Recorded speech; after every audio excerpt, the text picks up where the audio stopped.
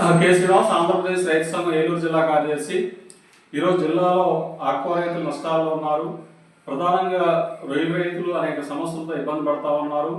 ఈరోజు నాణ్యమైన ఫీడ్ కానీ సీడ్ కానీ ఆక్వా రైతులు లభించకపోవడం వల్ల ఏటా కూడా రొయ్యల రైతులు పెద్ద ఎత్తున నష్టపోవాల్సిన పరిస్థితి ఏర్పడతా ఉన్నది.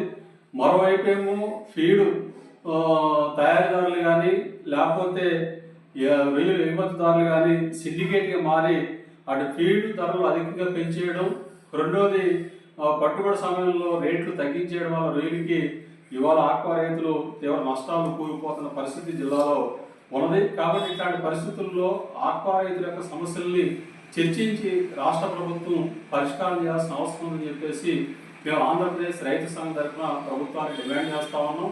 ఈరోజు ప్రధానంగా ఫీడు మరియు సీడ్ ధరలు ఏవైతున్నాయో ఈ ధరల మీద నియంత్రణ, ప్రభుత్వ నియంత్రణ ఉండాలి. అలాగే నాణ్యమైన ఫీడ్ని, నాణ్యమైన సీడ్ని అందించే విధంగా కేంద్ర రాష్ట్ర ప్రభుత్వాలు చర్యలు తీసుకోవాలని చెప్పేసి ఈ సందర్భంగా మేము డిమాండ్ చేస్తా ఉన్నాం. అంతేకాకుండా రొయ్యలకి కనీస మద్దతు ధర ప్రకటించాల్సిన అవసరం ఉన్నది. మరి వ్యాపారులు కానీ ఎగుమతిదారులు కానీ వీళ్ళు సిండికేట్గా మారిపోయి మంచి దళారీ వ్యవస్థ కూడా బయలుదేరి రోజు రోజుకి ధరలు తగ్గించేయడం వల్ల కూడా, అంటే ఒకవైపు యుద్ధం జరుగుతూ ఉన్నది. యుద్ధం నేపథ్యంలో ధరలు కూడా తగ్గించి వేస్తా ఉన్నారు. కాబట్టి యుద్ధం వల్ల కూడా ఆక్వా రైతులు నష్టాలు వాటిని పట్టాల్సిన పరిస్థితి ఏర్పడింది.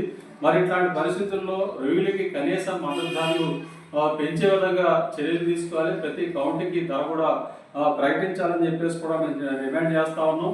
అలాగే రొయ్యల రైతుల్ని చాలా కంపెనీలు మోసాలు చేస్తూ ఉన్నాయి.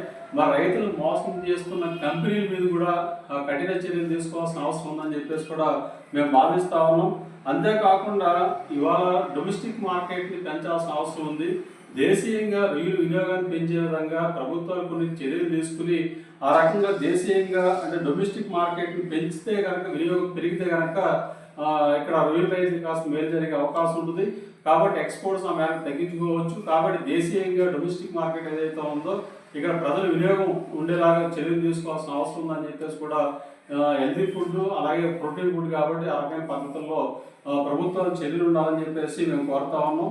అంతేకాకుండా ఇవాళ ఆ రొయ్యల రైతులకు కానీ ఆక్వా రైతులకు మొత్తానికి రూపాయలకి సబ్సిడీకి కరెంటు యూనిట్ ఇస్తామని చెప్పారు. మరి ఆ సబ్సిడీ పథకం ఈరోజు కూడా అమలు కావట్లేదు. కాబట్టి రూపాయలకే విద్యుత్ సబ్సిడీ టారిఫ్ ఏదైతే ఉందో దాన్ని అమలు చేసే విధంగా రాష్ట్ర ప్రభుత్వం వెంటనే చర్యలు చేపట్టాలని చెప్పేసి కూడా మేము డిమాండ్ చేస్తా ఉన్నాం. మరి ఈ రకంగా రొయ్యల రైతులు ఎదుర్కొంటున్న సమస్యలు ఏవైతే ఉన్నాయో వాటిని పరిష్కారం చేసే విధంగా ప్రభుత్వాల చర్యలు ఉండాలి.